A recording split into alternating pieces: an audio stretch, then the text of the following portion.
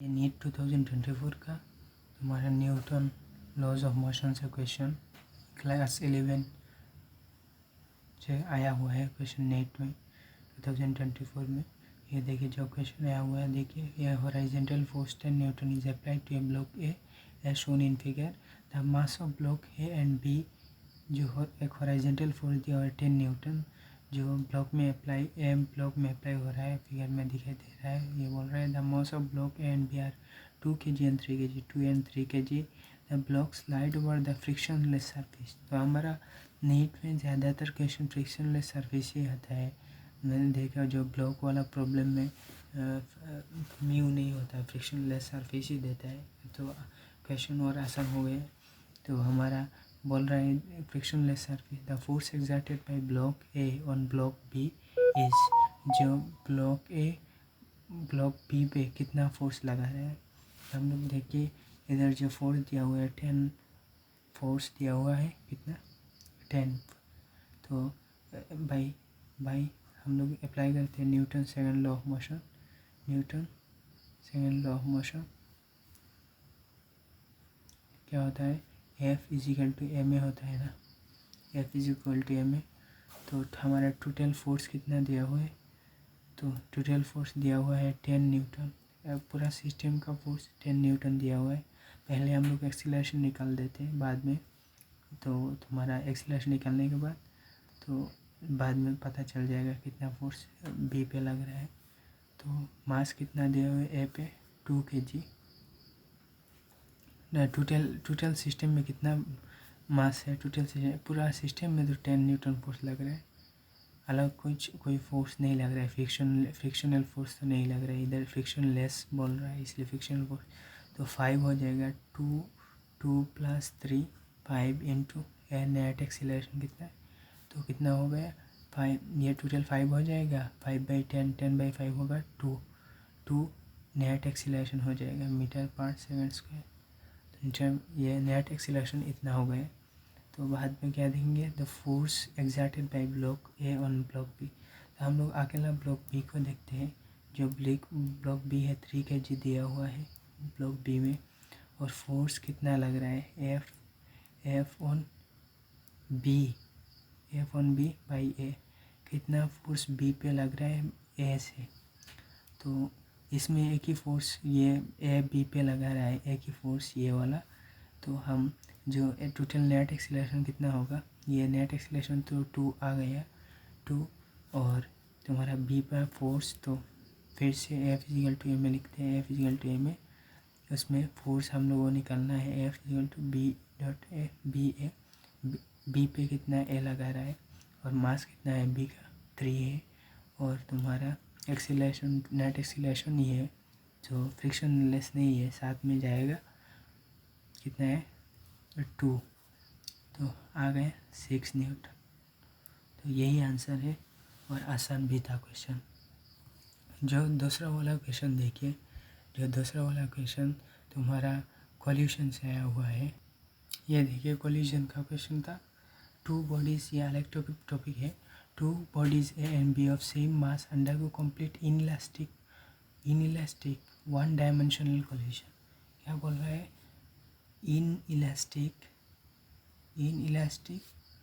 1 dimensional collision, 1 dimensional collision.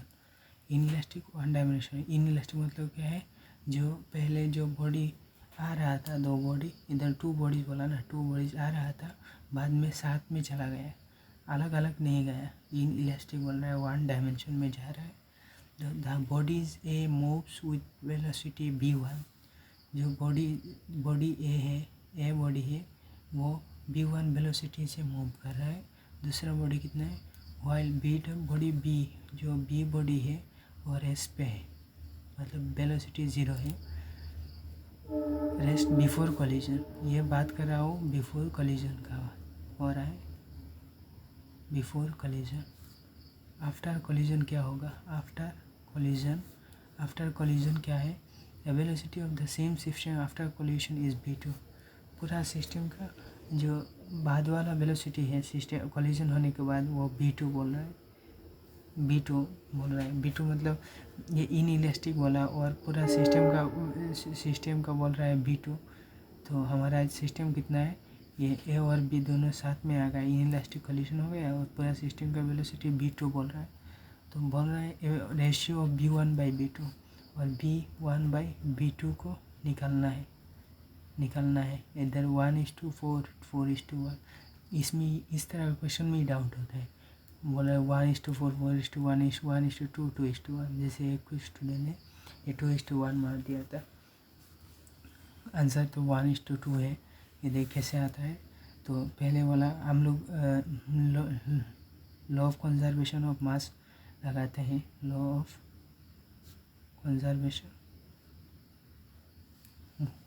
Momentum conservation को लगाता है, मोमेंटम कंजर्वेशन। तो लॉ ऑफ मोमेंटम कंजर्वेशन लगाने के बाद कैसा आया हमारे क्वेश्चन में, तो लॉ ऑफ मोमेंटम कंजर्वेशन लगाएंगे तो बोला है टू बॉडीज ऑफ सेम मास। तो पहले वाला जो मास है m, ये भी m है मास। तो m1 बिफोर कोलिजन का बात कर रहा हूँ, m1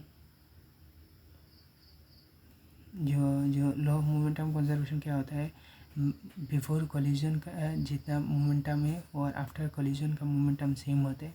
तो m1 इधर m1 ये m1 ले लेते हैं, बाद में लिखेंगे m1, ये m2 ले लेते हैं। तो m1 b1 plus m2 b, ये b है, इजिकल टू बाद में कंडीशन कितना है, और तुम्हारा m1 plus m2 into b2, m1 plus m2 into b2।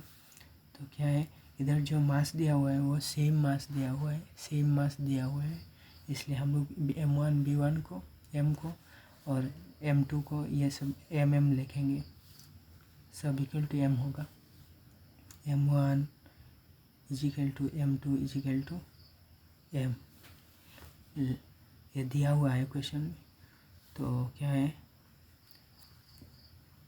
m b1 जो इधर वेलोसिटी रेस्ट पे है ये तो 0 हो जाएगा, इसलिए 0 इंटू m2 m कितना होगा, 0 होगा।